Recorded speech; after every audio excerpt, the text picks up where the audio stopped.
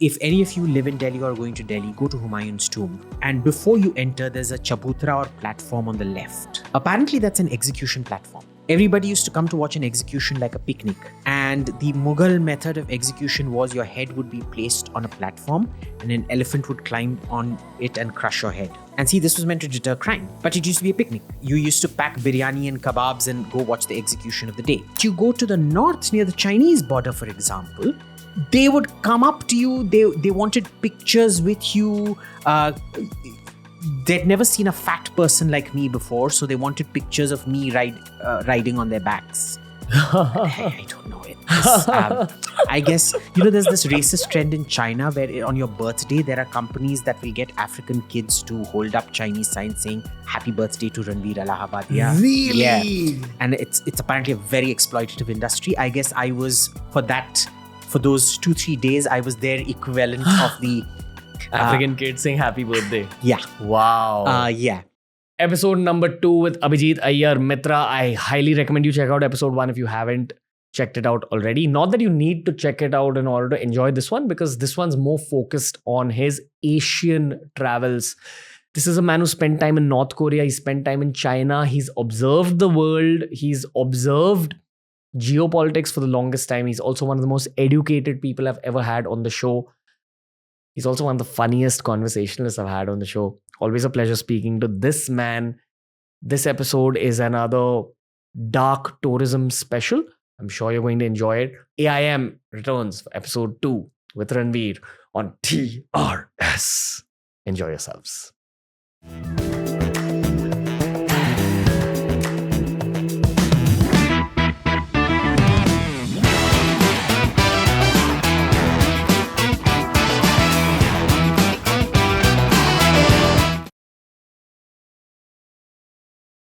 All right, AIM. Give us an epic storytelling-based podcast about the Gulf, Afghanistan, and the Arab world in general.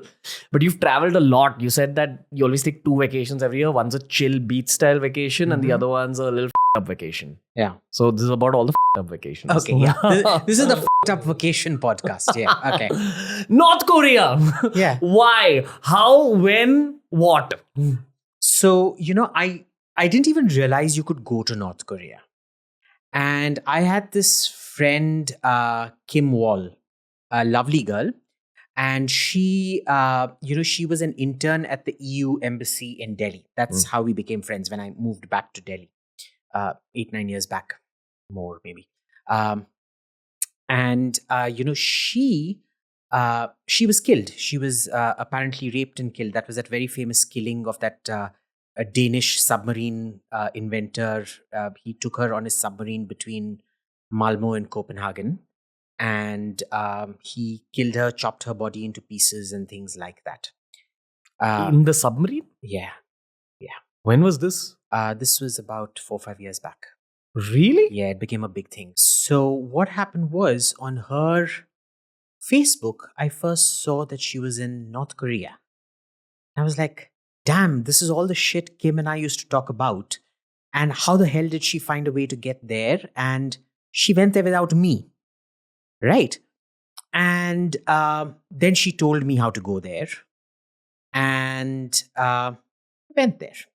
And it was, I think that started off my love of traveling to all these weird places. Had you been to South Korea before? Yeah, I'd been to South Korea first in 83 or 84. Yeah. Why? Because my dad who was in government at the time, got invited to an international conference on toilets.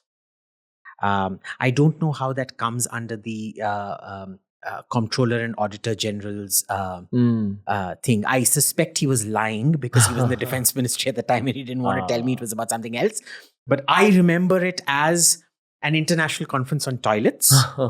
And he would, of course, go, but there was a very nice lady who took me around and showed me Seoul and Busan and all these places. Is it true that I think South Korea got independence in around 1947? Yeah, on the same day as us, 15th August. Really? Exact same day, yeah. But that country has surged ahead in terms of GDP growth rate, etc., etc. Exactly. They've surged ahead.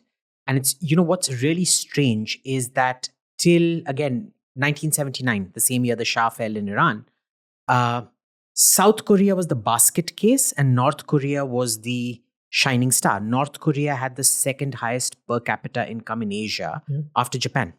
If you meet South Koreans today, they'll tell you how their parents grew up in villages. Yeah. And now suddenly they're living in like cities. Yes. These are like 35, 40-year-olds. Exactly right. And it was a nasty dictatorship. Of course, that time, look, 83, 84, I wasn't very politically aware, right? For me, it was all about the lights and the technology, the neon. In those days in India, we didn't have neon lights, So it was like, oh my God, neon lights, so many neon lights. This is so cool. And a lot of technology happening out there. But, that was the cusp when, South Korea started democratizing. It's also when Taiwan started democratizing. And, that is the power of capitalism and technology, that is when the information age begins. And, for manufacturing, because it's such a socially disruptive process, you need a very strong, brutal state to forcibly industrialize you. But then when the information age starts, you need the state to become weaker and take a back seat and allow individuals and private businesses to start steering the economy. And of course, at that time, I didn't realize it. This is all, post whatever reflection. And I don't remember Korean food, but then since then, I've been back to Korea several times, and mostly it's been for the food. I love Korean food. I don't like the garlic breath because I don't know what it is with raw garlic, man. Like, what is it with raw garlic? I mean, I love garlic cooked, but not raw garlic. And they eat way too much raw garlic out there. It's like you can't even tell them. Like, it's an aphrodisiac. Trust me, it's not even remotely aphrodisiac. It's the biggest bloody turn-off that you can get, right? But it's a very interesting society. Till you start going to North Korea, and then you realize they're an even more interesting society in a totally different way. But it has similarities, Korean culture and all that. None. Not at all. I mean, being a foreigner, maybe I was predisposed to seeing the dissimilarities, right? To seeing the differences. But other than they look similar, and on ceremonial occasions, they will wear the same, the women will wear the same dress. You don't really, there's nothing remotely similar about how the people react, about how the people behave, their pop culture, even their food has become so different with that 70 years of partition. Really? Yeah. I'm assuming like South Korea had a lot of cheese. Like, it had a lot of American influence. Huge cheese, spam, these are big things in South Korea. In the North, you're lucky if you come across cheese, spam, anything like that. In fact, even apple juice. Commercial apple juice isn't really apple juice. It's just carbonated water with apple flavor in it. In North Korean hotels, they will not put apple juice. They will put carbonated water with apple flavor.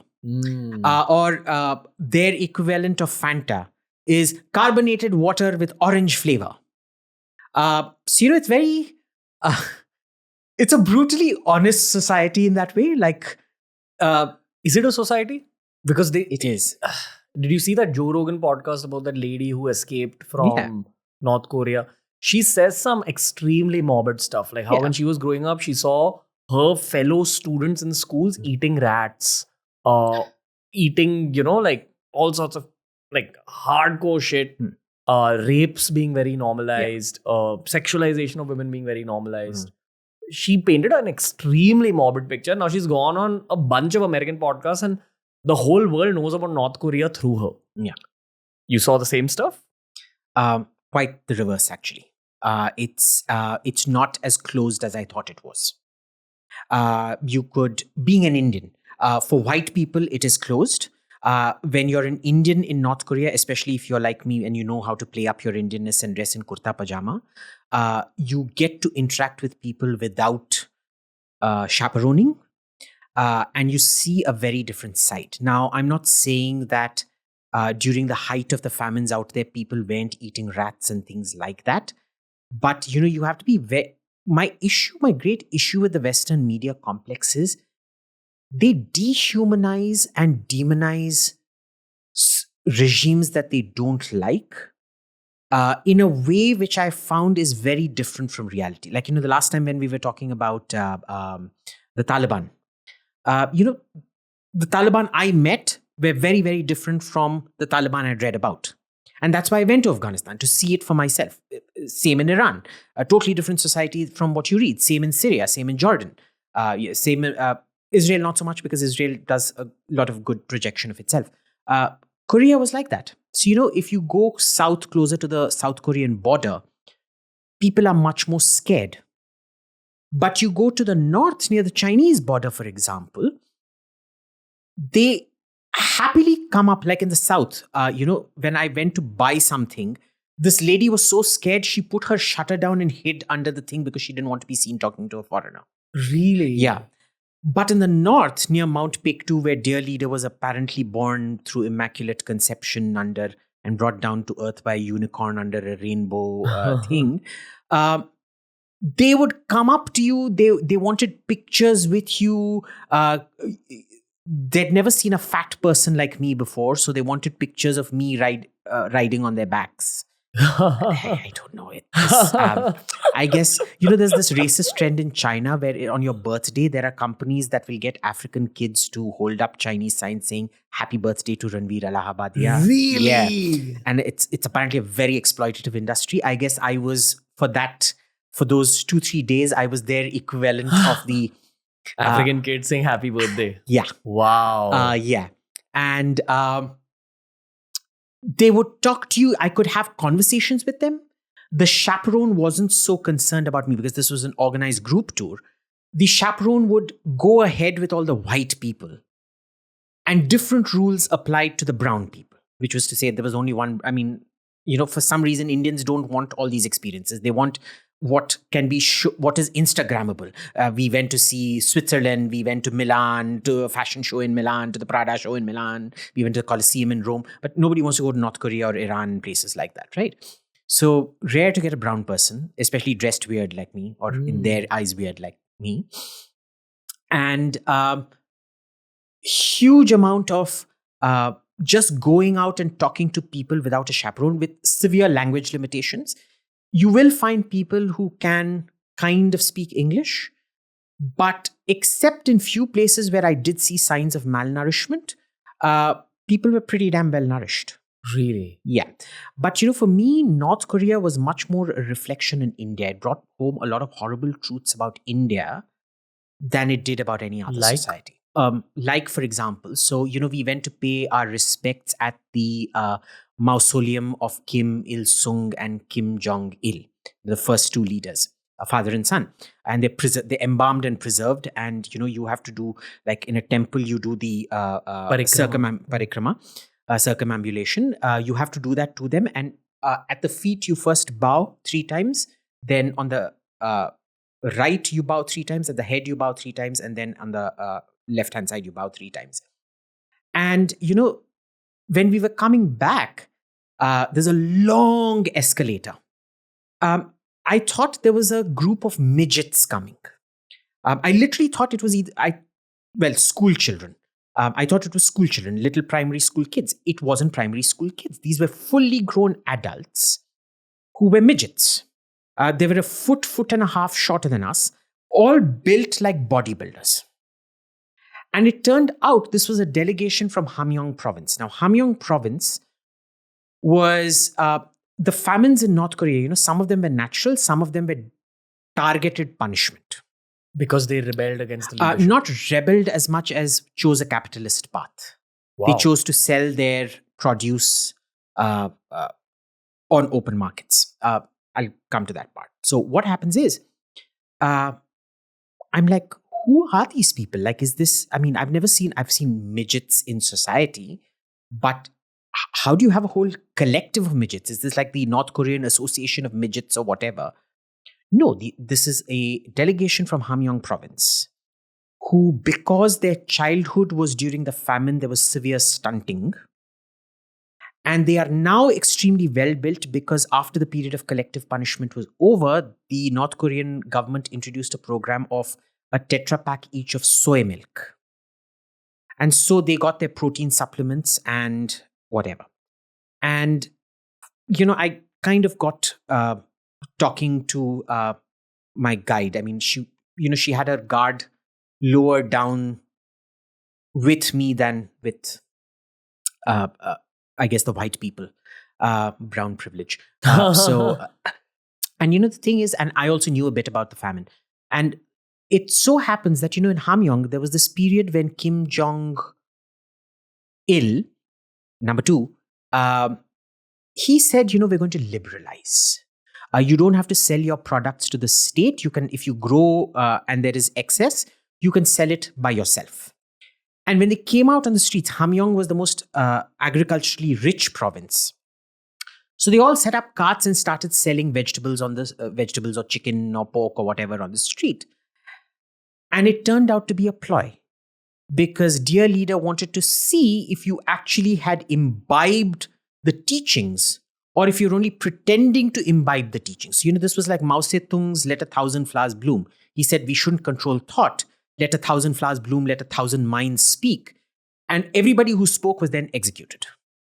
So this was one of those things where they decided Hamyong had been an ideologically disloyal province. And it was targeted for genocide. It was, the famine was artificial. It was partly natural, but most of it was artificial, where food was not allowed to go in to kill off a whole generation so that, this treasonous thought would not continue. And these kids had grown up at that time. So, what happens with malnourishment and famine is severe stunting, but there are also psychological, so your cognitive abilities go down very severely, but not just limited to you, for the next 2-3 generations. Really? Yeah. It plays with your sperm and eggs. Yeah. And it plays with your brain as well. You become more violent. You don't have the same cognitive abilities that normal people would. And, I never thought about it, but when I came back, the first thing I saw when I was coming out of the airport was a construction site. And you see all these landless laborers who are a good foot and a half less than you. And, that's when you realize, you don't realize these things till you see it somewhere else contextualized for you, that we have a severe malnourishment problem in India. 45% of this population in India's population is malnourished. 33% is stunted, apparently. And malnourishment leads to reverse evolution. Exactly. And, you begin to see that. So it was a very... eye-opening? Disturbing. I couldn't sleep properly for about 2-3 months after that. After just seeing that group of people and knowing... Coming back to Delhi and seeing labor... I don't know where those laborers were from at the construction site. Yeah. And, now every time I see somebody who's unusually shorter than me, they're usually from an extremely underprivileged section of society. You know exactly what's happening. Apparently, the problem is not so severe. So I know you had Sanjeev Sanyal, who's a good friend, sometime back on the podcast. And he's written a fantastic paper showing you how the numbers might not be accurate. But, for me, the mental impact of seeing that as a free and open society, we still have these problems. It just does something. I'm not very emotional. It doesn't emotionally affect me, but psychologically it disturbs me. What else was disturbing about North Korea? Nothing else really. It was really just that, the brutality that can sometimes manifest, but it is not a uniform brutality. I'm sure the stories about the prison camps where they're horribly sadistic to you are true. But you remember when we spoke the last time, I told you how people always manage to find happiness where there is none. Mm. And for me, the first thing is that North Korea reminded me of my childhood. In 83 or 84, just before the Seoul Olympics, when I went to Seoul Asiad, when I went to Seoul, Delhi was a lot like Pyongyang. Lutyens Delhi, especially South Delhi, where I grew up in a place called Bharti Nagar. Grew up, spent a year or so in Bharti Nagar. There would be no cars on the street. That was when Maruti had first come out. The first Maruti had come out. And if you saw a Maruti, it was amazing. At most, in an hour, you'd see about 10 cars. And Bharti Nagar is opposite Khan Market, which is today the high disposable income market, where you'll see a heck of a lot of Mercedes and BMWs and Audis and things like that. But at that time, it was like if you saw 10 cars, it was a big thing, right? And seeing no cars in North Korea, seeing import substitution. Like we had Campa Cola, we had Gold Spot. We did not have Fanta and Campa Cola was fantastic. Gold Spot was fantastic. I still miss Gold Spot. And Limca has been completely ruined because Limca used to taste very good. I don't know why it tastes so. Maybe my taste buds have changed. But we used to have import substitution. Everything from abroad was something to be cherished. You get this Kraft cheese, KRAF cheese in a tin. In those days, that used to be like as if somebody has given you a box of diamonds. We got a box of cheese in a tin. I mean, a tin was a novelty. Opening the tin, we were like, wow, this metal is so thin. You can actually open a tin like this. And, opening the tin was, my dad had to wait for me to come back from school. And I would open the tin because it was such a miraculous wonder for me. And, when I first went to America, I was like, oh my God, these people have cans. They have so many cans, Coke cans. I mean, cans are such a luxury and you're throwing it away. Oh my God. Like, I used to preserve Kraft cheese tins. I used to pretend it was a spaceship or whatever and play with it. Right. And I was relatively privileged. And in those days, you could only take $500 while going abroad. It's very strictly monitored. So, a lot of North Korea reminded me of Delhi in the 1980s. When I was in school in Delhi, every play that we did was about Gandhi, Nehru, or the Gandhi family. Every play that we went to was about Gandhi, Nehru, or Indira Gandhi as a baby or something like that. Okay? Wow. Yeah. This is very institutionalized. It is. And you don't begin to realize the amount of brainwashing you've had till you see it. See, you are so inured to it. Now, what I told you about Afghanistan, about people not realizing the situation they're in, won't make sense unless you see it somewhere else.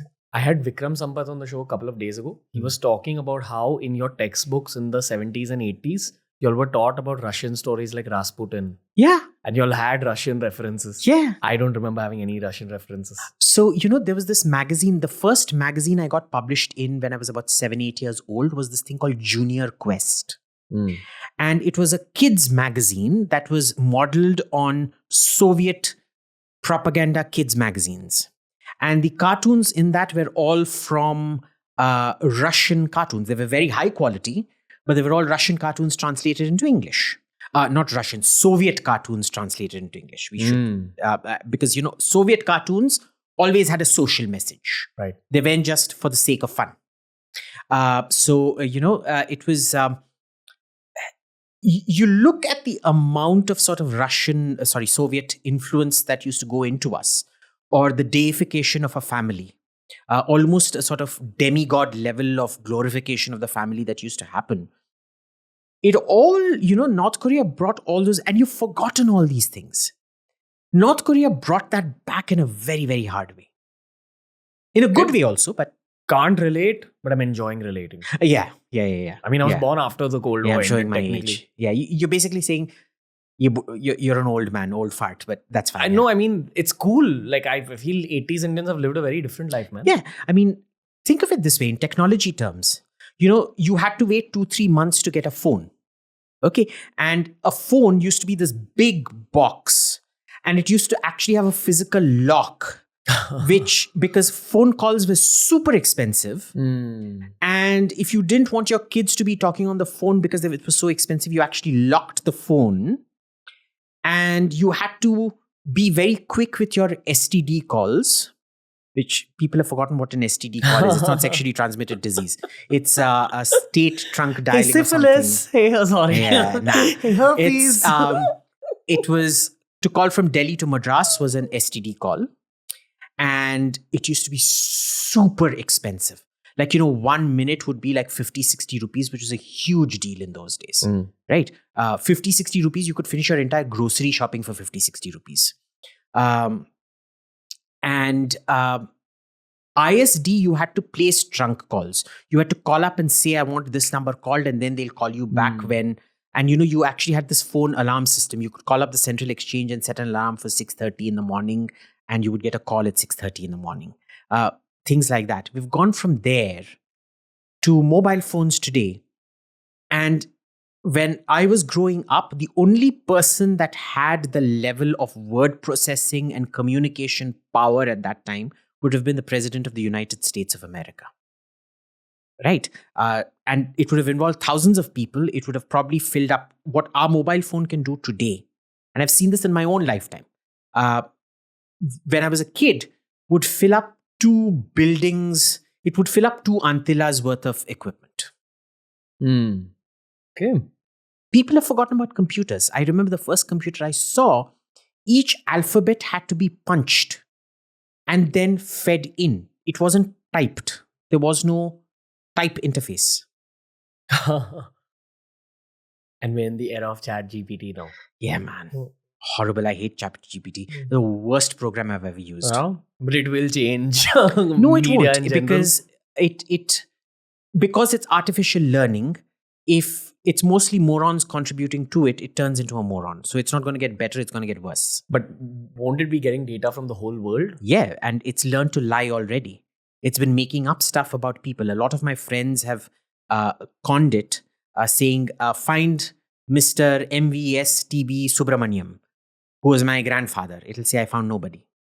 They've made up the name, by the way. I say, what? This person's really famous. And then it replies saying, oh, you meant that guy. And then it literally concocts a whole biography of this thing. So it can actually be shamed into lying. Okay. Which is learned behavior. Okay. Okay. I'm still curious to see where these guys take it, or Sam Altman and Elon. Even to be able to build something of this level from an engineering perspective is very crazy. It's very crazy. I think you see it way ahead in defense. Because AI in defense is because it's carefully controlled. All the dumb people can't contribute to it. Right. It's learned experiences that are vetted, carefully vetted, that are then fed into the intelligence bank. Okay. What is AI in defense though? So very simply, it's things that make your life easier. Now, do you drive a manual or an automatic? Automatic. Automatic, right? Now, did you learn on a manual? Yes. Now, when you learned on the manual, you'll remember how irritating it was to constantly press the clutch and constantly keep, even when you slow down. And in India, traffic, you're never going to drive at over 40, 50 in a city. 40, 50 is like light speed in an Indian city. You'd keep having to change, even when you're inching forward in traffic. You'd have to keep changing from neutral to first to whatever this thing. And you'd end up with spondylitis both in your foot and in your hand one way or another, right? People don't realize how much of brain power that actually uses up. It's a reflex action for you, but it actually takes up a huge amount of brain power. And what they found is when the West started shifting to automatic, it reduced accidents by almost 80%. So insurance premiums for automatics is much lower than it is for manuals. Right. So a simple thing like that led to such a huge improvement in safety and savings, societal savings. AI is like that. It does a lot of the small things for you so you can focus on the main job. Situational awareness improves. So now, assume I'm a fighter pilot and Ranveer Allahbadia is a Pakistani nuclear reactor that I need to bomb now. I'm coming to bomb you. I don't know. There are people telling me that there is a anti-aircraft missile site here. There are anti-aircraft guns out here. There are Pakistani planes coming to intercept me. I don't even know if I've been detected on the radar, but my radar warner tells me that I've been detected. And I'm processing all of this mentally while still trying to focus on trying to bomb you. What has now happened first because of information technology is all of this is first presented to me on an LCD screen. I don't have to keep a mental image of the battle. I have it visually represented to me on a screen. What AI does is it's learned how to get you the best possible path, your attack vectors, so that you can drop the bomb and come back before those Pakistani planes arrive at you. it's made life so easy. The only thing I need to be looking at is Ranveer Allahbadia's face and exactly where to drop that bomb. What do you think is a technology that, say, the top militaries in the world, which I'm assuming are American and Chinese, are using but are not talking about openly? I don't think there's much in terms of kinetic technology that they're not talking about. It's more surveillance technology. Okay. How they are, Google, for example. The amount of information, big data that it's sucking up from you. I mean, we store, even if you use an Apple phone, you're syncing it with your Gmail. What is Gmail storing about you? Who's it sharing your passwords with? Is it reading your mails somehow and creating some image about you in its own this thing? The ways that they're able to spy on you and build up a very, very accurate image of you is something that they're not talking about. So the American government would be actively working with Google, of course, Facebook, of course, all these people. Of course, which is why our government has decided to come up with its own Google kind of search engine, its own operating system like Android.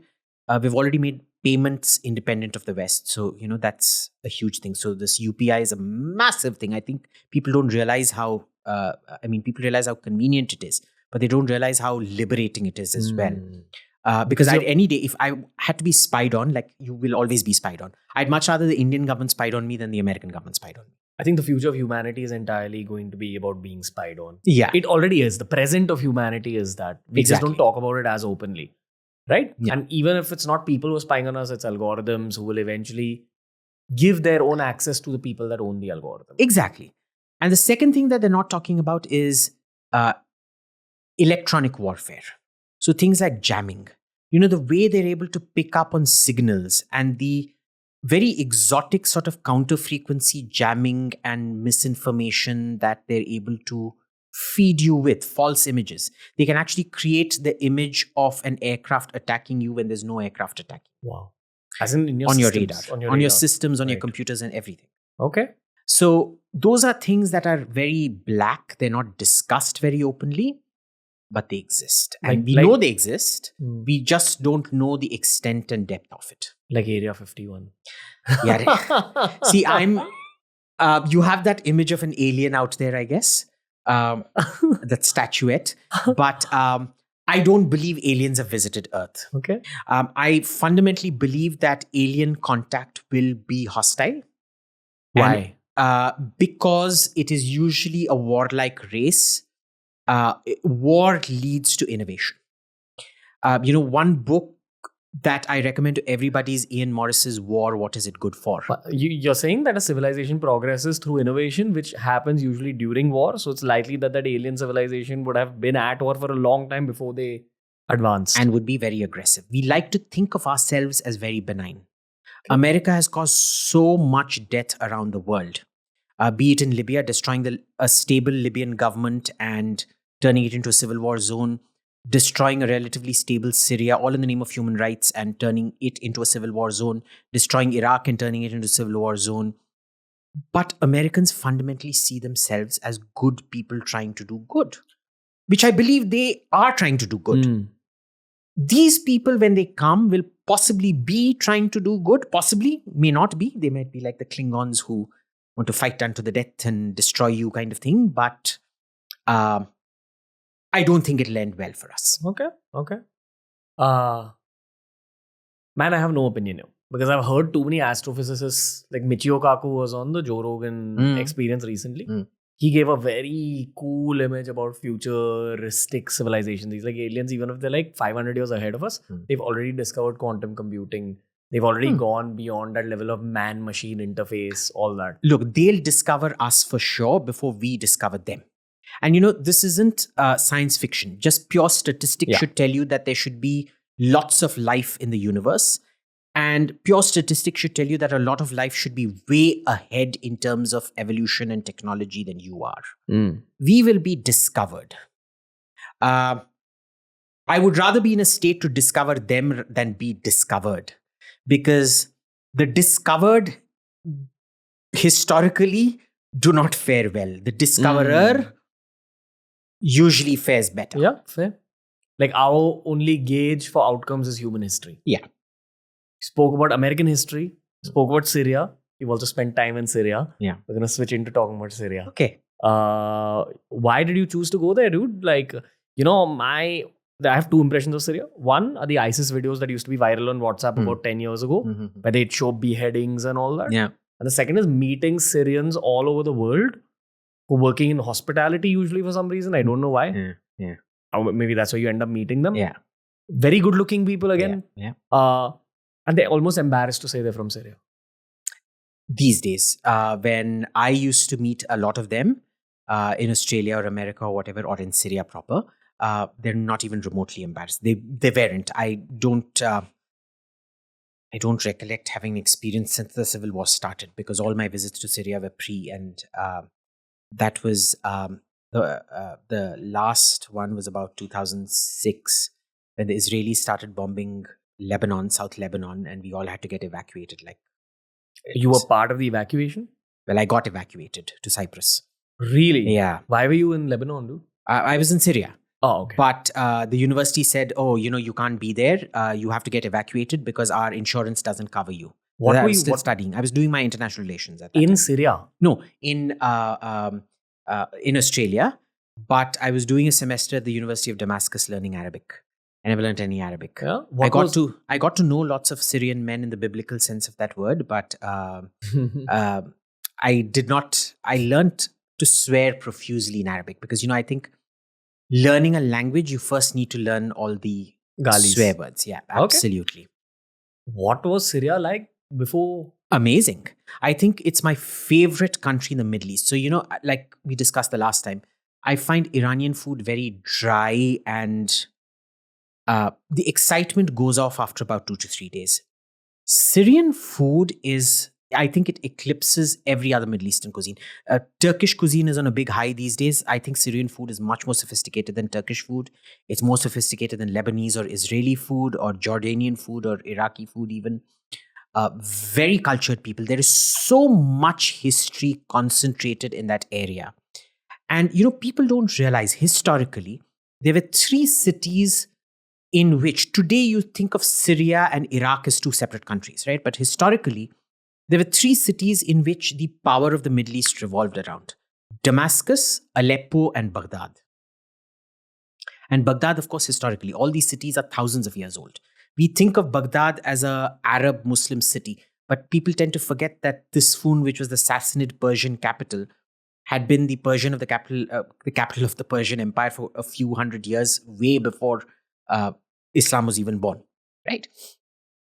And 2 of these cities are in Syria. So imagine how much culture is accumulated there in a very small, in a relatively compact tract of land, where so much history that we know has happened.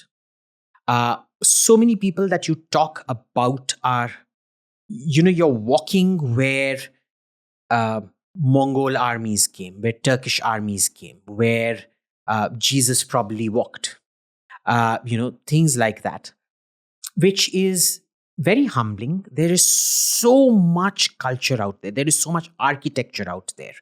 And the people are just lovely to talk to. Could you also give some small geopolitical context on what happened? Why did the shit go down? Yeah. So look, Syria is one of those places which has minority rule.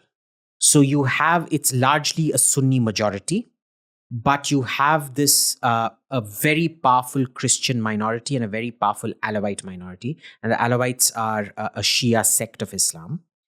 And it's basically the Alawites and the Christians got together to screw over the Sunnis, kind of. And that's kind of connected largely to Lebanon. Lebanon is an artificial creation, right? The French, when they took over Syria, it used to be an Ottoman province.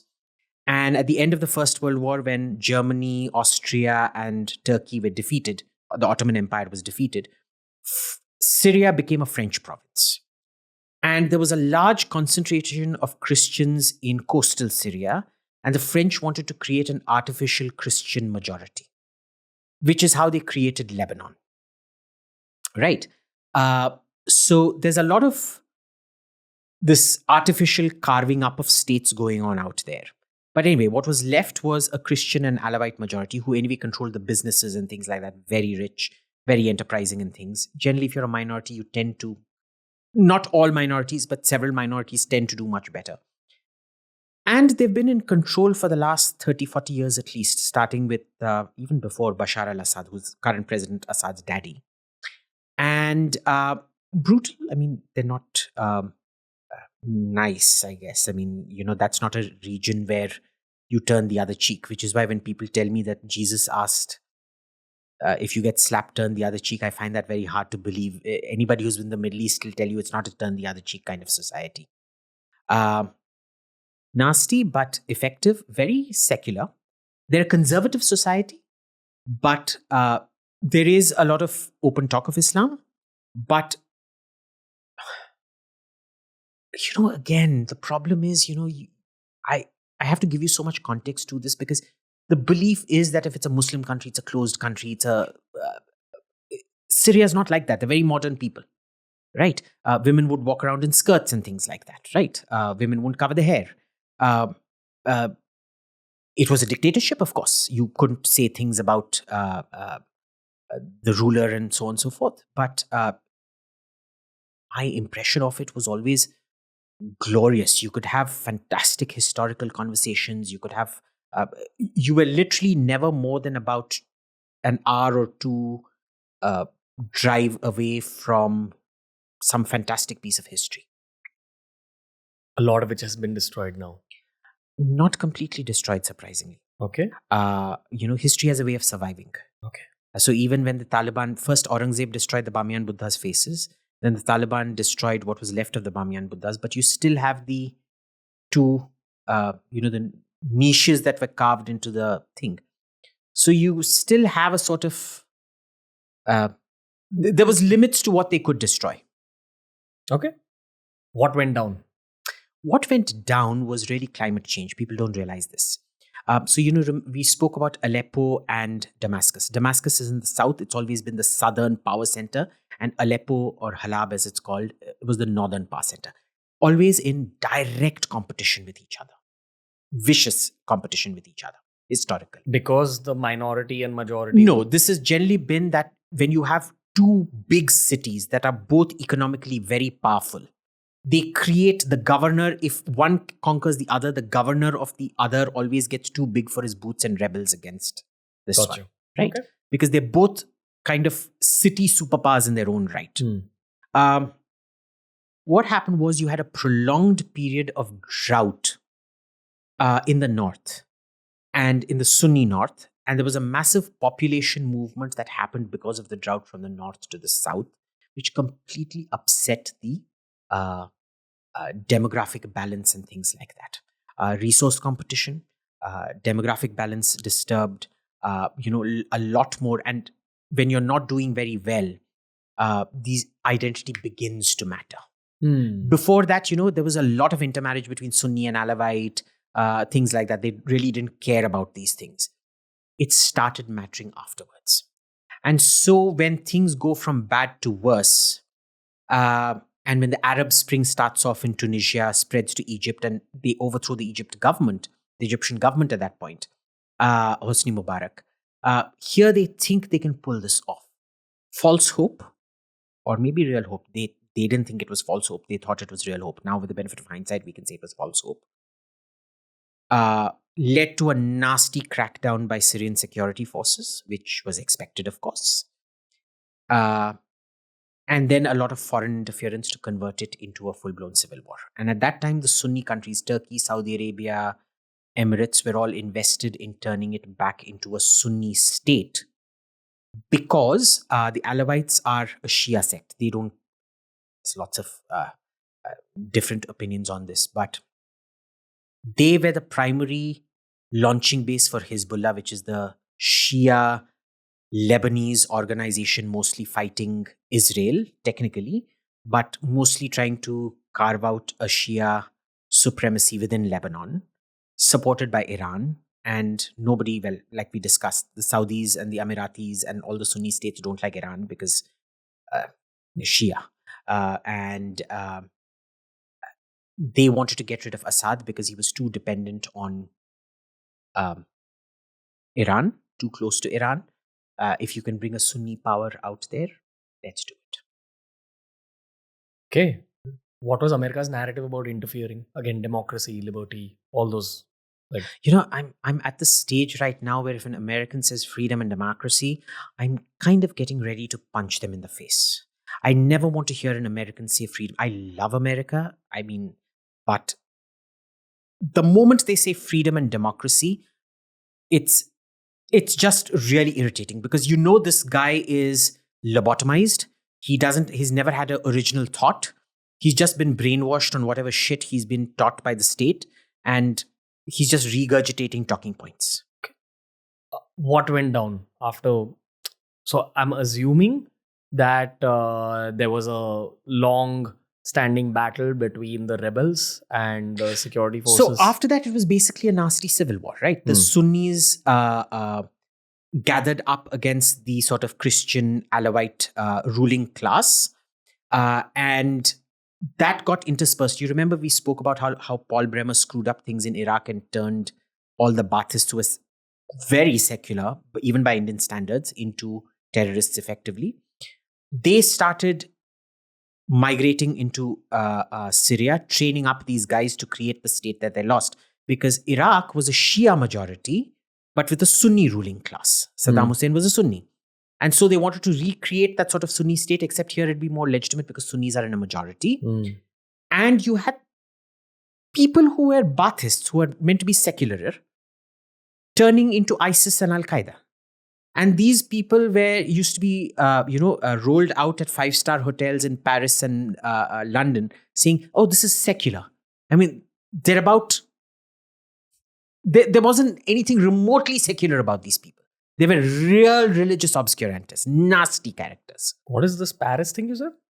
Paris, everybody goes to Paris, because Paris is a nice, expensive city. It's Instagrammable.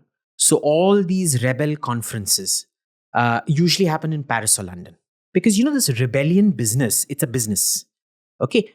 They're not these lofty, idealed individuals. They're there for the money.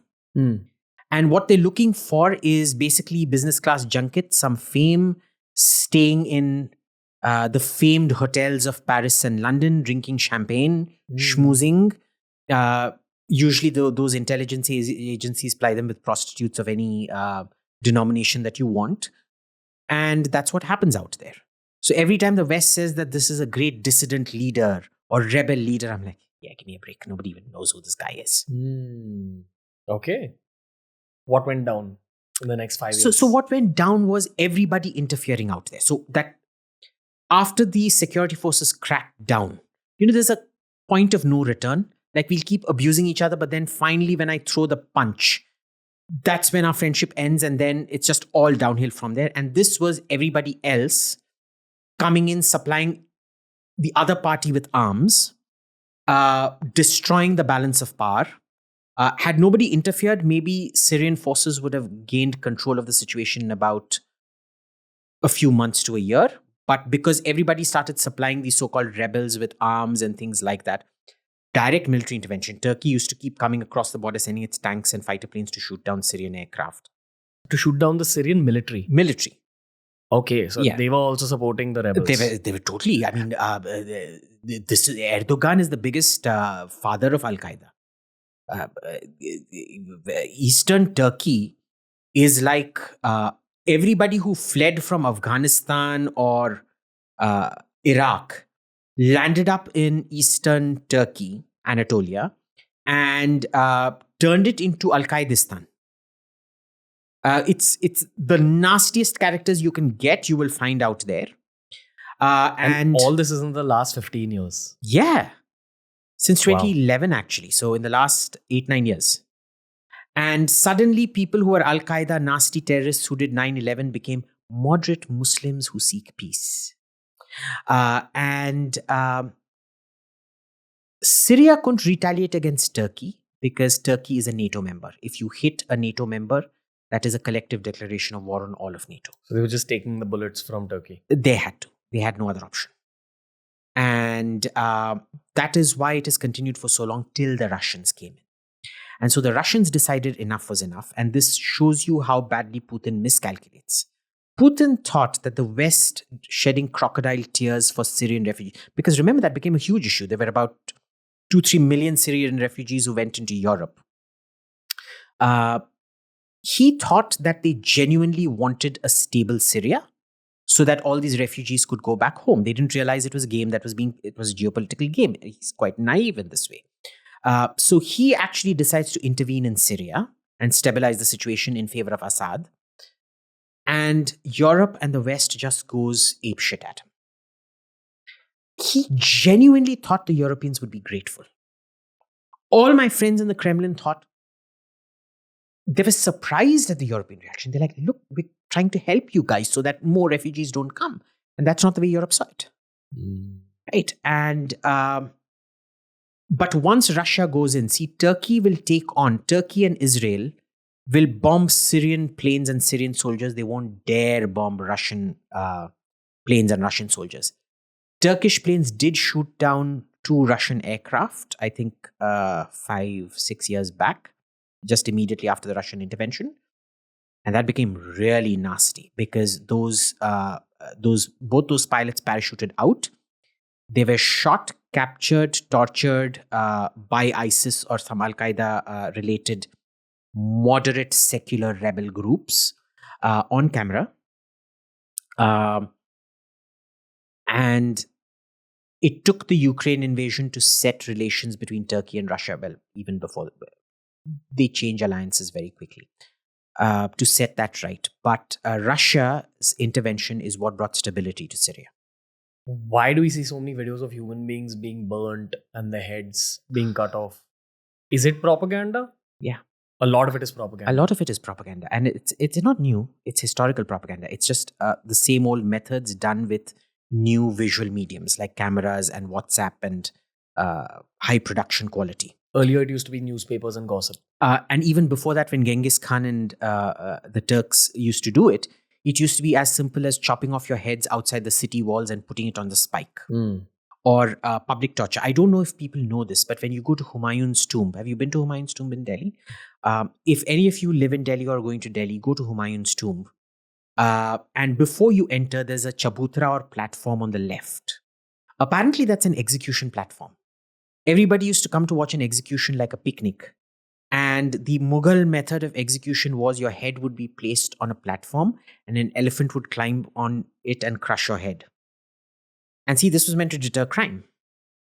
But it used to be a picnic. You used to pack biryani and kebabs and go watch the execution of the day. And we shouldn't be surprised about this because the last public execution in London was 10 years after the London Metro, the London Underground, came online. So for a full 10 years, you could take the world's first tube or metro or underground to go watch a public execution in London. It's a way of people in power to show their power. Yes. And to have a control over the masses. Yes. So, okay, what's the Syrian version of it when you see really ghastly videos of men being burnt alive and screaming and becoming kebabs in front of you? Basically, the group in question is trying to say, if you want to fight us, if you get captured, this is what is going to happen to you. Okay. Don't cross me. Okay. You'll regret it. And this is ISIS. ISIS, Al-Qaeda, all of them do this. ISIS does this at a much higher level. Al-Qaeda has been much more resilient than ISIS because ISIS did it to the point where, we discussed in the last podcast, Khomeini, who alienated everybody in a different way. He was nowhere near as extreme as ISIS is, though he wasn't nice. ISIS took it to the next level and pissed off literally everybody, for every damn thing. What's the 2023 reality of Syria right now? Keeping all factors included. When did you go there, dude? Last time was 2006. Yeah. Okay, so it's been a while. I've been trying to go back since then. The problem is I've accumulated so many Israeli stamps on my passport. Every time I've tried applying for a visa, they just keep saying, no. You are a Zionist spy. Okay. And they go through my Twitter timeline and see a lot of support for Israel. So they're like, hey, you're definitely a Zionist spy. You're probably a closet Jew. Okay. Do you know what the ground reality is today? I still have a lot of friends. So it's not direct. It's what I hear from them. A lot of them, not a lot, but some of them have returned back to Syria. It's largely peaceful, except in the north, where there's some kind of about 5-kilometer zone that is still under Turkish occupation. Which by Turkish occupation, I technically mean Al-Qaeda, ISIS, lawless area where, like the wild, wild west, where Al-Qaeda and ISIS operate with impunity, but largely it is back to peace. Fully. You will never have it fully because, once a society has been brutalized that way, societal norms. See, there's something fundamentally like you and I will not go kill somebody because of the way we've grown up. But when society has completely broken down and you've been behaving like animals for the last 5-6 years, you had that freedom to go kill somebody and take away his soup or bread or whatever. It'll almost come to you like a reflex reaction even when peace comes back in. Which means that in daily conversation and daily moments, there's still that little edge in personality. There's still that edge. You spoke about Afghanistan in the last episode and you spoke about the same edge that it was there in some of those people. You've also said that your life has been in danger during your travels. Okay. I'm here. So clearly it wasn't, but I was shitting my pants when those things happened. In Afghanistan? In Afghanistan. Where else have you had dangerous experiences? Nowhere really. With the benefit of hindsight, I know probably the biggest danger I was in was sometime in 85 or 86 when I went to Kamchatka, which is, the Kamchatka Peninsula is the part of Russia that's closest to Alaska. On these rickety old Russian helicopters looking at volcanoes from helicopters. Wow. Stunning, but given the safety record of Russian helicopters, I don't think I've ever been, even with the Taliban, I was never in as much danger, but I recognize that was a danger now, but in those days I was like, oh my God, I'm going on a helicopter, oh my God, I'm going to see, I'd never seen volcanoes at that point, right? So, and looking at a perfect caldera with magma inside it is stunning, man. What do you not understand from seeing an active volcano on Nat Geo, which you do understand after seeing an active volcano in person? Scale, heat. Oh, okay. Yeah, there's a lot of radiated heat.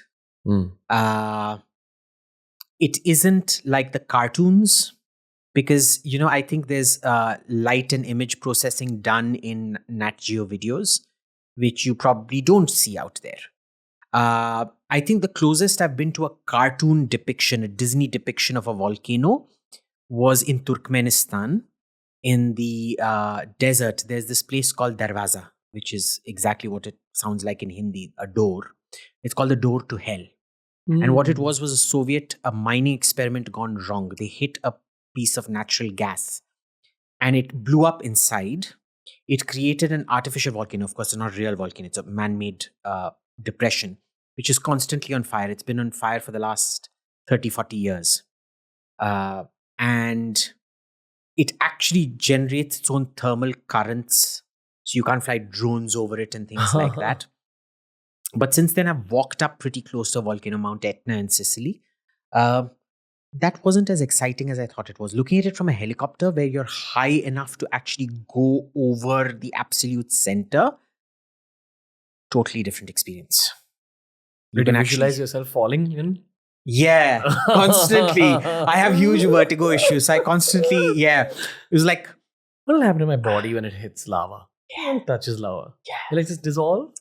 Yeah. And it's the moment that thought enters my head, I immediately think of something else. Okay.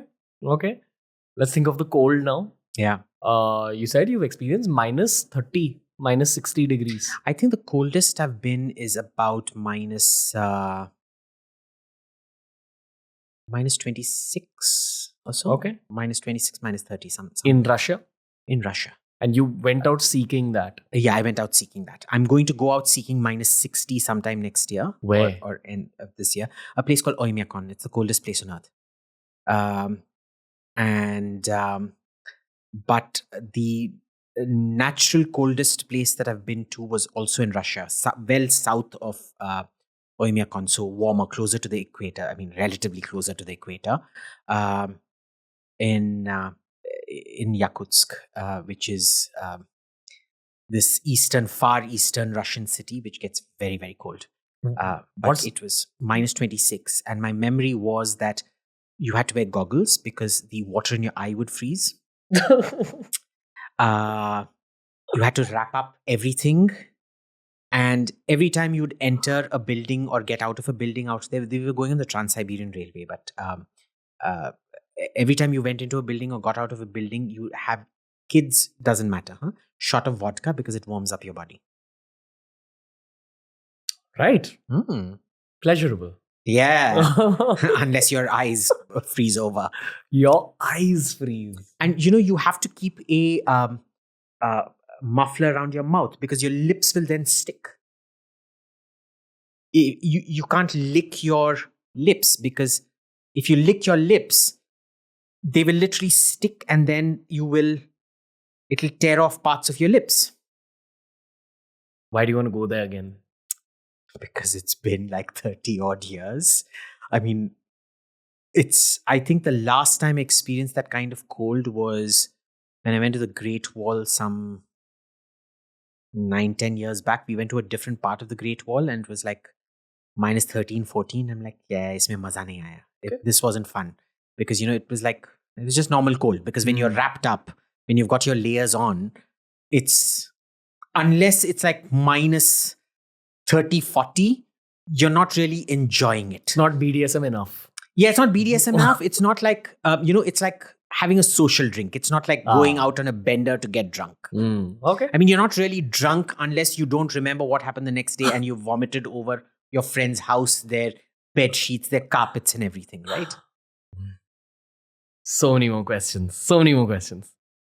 But we're slightly out of time today over the last 2 episodes that we've recorded, which is why for the final segment, I want to highlight China. I don't know too many Indians other than some entrepreneurs who've traveled through China. You said you've lived there. Yeah, on and off for close to about 9-10 months. There's a very general China hatred on the Indian internet for the last 5 years. I met a Chinese person in Australia, someone who had grown up in China. Was very polite, very friendly, got excited knowing that I'm Indian. And she's like, my father asked me to ask you what Indians think of China. And then I wanted to tell her the truth. But it was too polite an environment for me to tell her the truth. Yeah, this is like me in Iran talking about India, right? Yeah. Yeah. Worse, because Iranians don't care about India. Indians have a negative opinion of China. Yeah. So, China is one of those countries where I think I have failed. Because in every country, I have succeeded in making friends with people with whom I could have an honest conversation. I think China is one of those countries where despite the amount of time I've spent, I've failed quite spectacularly in cultivating. Number one. Number two, I'd never enjoyed my time in China. Because there's something very artificial about it. There's an artificial homogenization happening out there. For me, the joy of a country is the diversity. The diversity of languages, the diversity of architecture, cuisine, whatever. In China, there's this forcible homogenization to an imagined reality of what China was. I've come across extremely racist Chinese who will just shoo you out of their shop if you're an Indian. I have come across some of the nicest people who during the height of Doklam, I was literally about 70 to 100 kilometers away from where the standoff in Doklam was happening at the same time on the Chinese side of the border. Yeah. Tibet? Tibet. That was immediately after the North Korea visit. I flew to Tibet because I got a tourist visa and I was like, heck, I'm on a tourist visa when Doklam is going on. What the hell am I doing? Tourism. I need to try going to Doklam and from the Chinese side and seeing what's happening. So I did. They stopped me. And this is where I had budgeted entirely for an Indian attire, which didn't suit me. They saw, look, buddy, you're wearing kurta pajama. Now get the hell out. Thus far and no further. But it was, and on the way back, because I flew into Lhasa and I flew I took the train out because I wanted to see how the train ride is. But, the train goes all the way up north into Xinjiang province, and then it goes through the Muslim provinces of Ningxia and Gansu, and finally towards Beijing. And in the train, there was nothing but goodwill, right? Because you keep saying into in Indian. They're like, oh, and they're trying to make conversation with you. They want to know. There was none of that Doklam hostility did I feel on the train. None of the Doklam hostility did I feel in Beijing. And I used my last 2 days there to, talk to people to see what Beijing was thinking about the situation. Sheer dumb luck, that no Indian was given a visa to go there at that time, except maybe Anand Krishnan from the Hindu was staying there at that time. But I just happened to be there, managed to call up friends and things. But, and this is where I have a very negative opinion of Xi Jinping, because, till the president of China was Hu Jintao, and before that, Jiang Zemin. In public, they would have to repeat the party line, but in private, you could have a serious conversation with them, right? Which wasn't the party line. It wasn't talking points. Today, they are so scared to have that conversation with you because they don't know who's listening. He's cracking down on all dissent. No criticism allowed. And, if you don't allow criticism, you can't see where you're going wrong. Right. So, I think China is the only country that I've visited that I have, that the balance of experiences is negative. Okay. Yeah. Do you think they're on brink of a civil war? That's the geopolitical chatter you hear a lot on the internet. No, I don't think they're anywhere near the brink of a civil war. I do believe that they're on brink of some kind of social upheaval over the next 20 years or so. But I don't think it's civil war. I mean, it may end up being a civil war, but I have seen a very depoliticized society, a society that's forgotten the bad days. They're used to the good life, and they're very happy to keep silent for the good life. Soft times lead to soft men. Exactly. Okay. And shocking corruption. Oh, really? Shocking. You will not, even a policeman who's trying to extract hafta from you for speeding or crossing the red light in Delhi is nothing compared to the levels of corruption I've seen with Chinese government officials. Because they are the bullies. Because they're the bullies. And they control everything. Yeah. Okay. So what's the response of the public according to you? Some people have this theory that will happen as soon as next year. And I keep hearing this a lot. Look, for me, China's problems begin when 3D printing and additive manufacturing take off in the West. Because they're earning money through their manufacturing businesses. Exactly. Right? And the Chinese government is going out of its way to prevent transitioning to an information society. They want manufacturing to be the backbone of it. Right. Right. So what you're seeing is they're actually like Jack Ma, Alibaba's services. Why did they crack down on him? Because they really want manufacturing to be the core and not services to be the core. Right.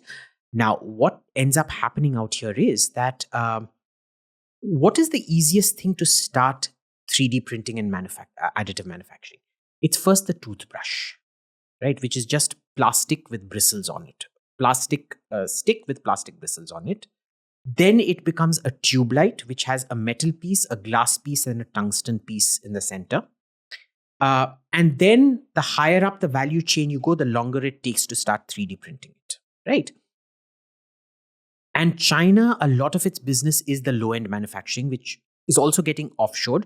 So you're kind of seeing this thing, a competition between China offshoring its lower end, which makes it more secure against as and when 3D printing of that low end catches up. And the moment 3D printing becomes sophisticated enough to catch up to the lower end of China's high-end market, that's when the trouble's going to begin. It's 2000, early 30s? Yeah, mid-30s. Mid-30s. Yeah. Okay. All these advances in technology we're seeing, be it 3D printing, be it AI, be it quantum computing, and everything we've spoken about today, automation in general, all of it's going to completely fuck up the geopolitical games all over the world, or will we see a continuation of whatever's happening already? Mark Twain used to say history doesn't repeat itself, it rhymes.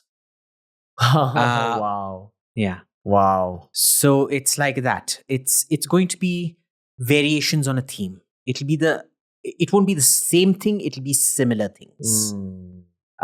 So, that's how I see it. And I'm like, since we've brought up BDSM, I'm an extreme sadist because I only make money when the shit hits the fan.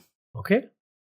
Any final geopolitical predictions at the end of these 2 episodes? No? Wouldn't want to go there?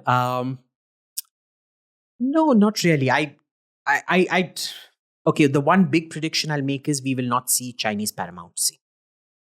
China will be like a premature ejaculation. It's going to climax, and then it'll sort of implode. I don't know about implode, but you will see a multipolar world before you will see Chinese paramountcy. We are not going to see a period of Chinese paramountcy. That's the prediction. Yeah. Okay. Anything else we've missed out from your travel experiences that you'd like to share? No, I mean, we could have talked about food and Europe and my weirdest food experiences, but we'll keep that for another day. All right. AIM. How was it? I loved it, Ranveer. Thank you. Did you have fun? Yeah. Good. You're an encyclopedia, dude. And you're an encyclopedia who has perspective based on travel. And I think you're an easy guy to talk to. So it's very rare that I find this as a podcaster, honestly. So it's great. So you're the first person who didn't tell me I'm a to my face. So thank you for that.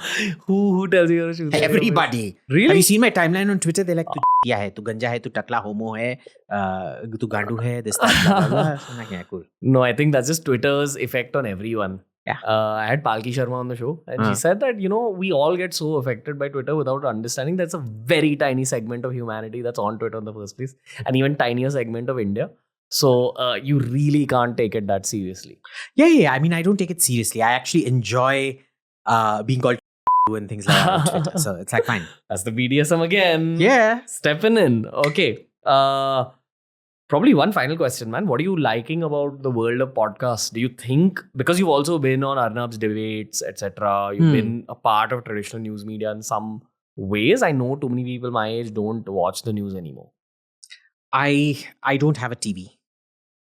I go to YouTube and watch podcasts because I think it's long form news. It's like a journal article, a serious scholarly journal article, or it can be a quack journal article. I mean, I think COVID taught us that so much of academia is just quackery. Yep. I any day prefer podcasts to the news because it's not time limited. The discussion is freewheeling. I think it's much more organic. And I still get a lot of my knowledge from reading journal articles. Like I make it a point to read 5 journal articles every day while I'm sitting on the throne. The throne is coffee, But for me, podcasts are the future. I think a lot of people have come to that. When you look at your popularity, Joe Rogan's popularity, it's not TV media. It's podcasts, right? Where people get a lot more value addition from a podcast than they do from people arguing, giving 2.5 minute clips. Okay. Abhijit Iyer-Mitra, thank you. Thank you, sir. Return very soon on the show. Hopefully. Many more questions, man. Many more questions. That's Yeah. all I'll say. So come back soon. Yeah, man. Happy to. All right. Thank you, AI. Thank you. Well, that was our 2-part special with AIM, Abhijit Iyer-Mitra. Please check out the first episode if you haven't checked it out already. If you enjoyed this one, the first one is more centered around the Gulf region. It's a lot more about Afghanistan. It's kind of an intro to his viewpoint on geopolitics. And of course, we have a ton of geopolitics episodes that we've already covered on TRS. So make sure you go check those out as well. Just search for BeerBiceps space geopolitics and you will be overwhelmed by how much content we've put up, honestly. TRS will be back soon. AIM will return very soon on TRS. Please tell us what else you'd like for me to discuss with him the next time he's around. Ranveer and the team will see you soon.